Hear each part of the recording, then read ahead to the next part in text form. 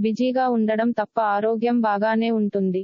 డబ్బు మీకు ముఖ్యమైనప్పటికీ, మీరు దాని పట్ల సున్నితముగా వ్యవహరించి సంబంధాలను పాడుచేసుకోవద్దు. మీ చెల్లి, తమ్ముడు మీ సలహాను పొందుతారు.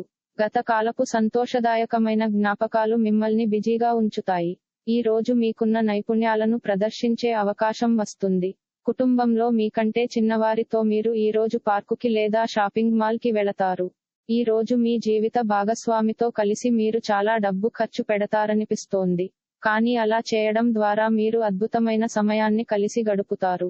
క్రమంగా హనుమంతుని ఆరాధించడం వల్ల మీ ఆర్థిక స్థితి మరింత బలపడుతుంది.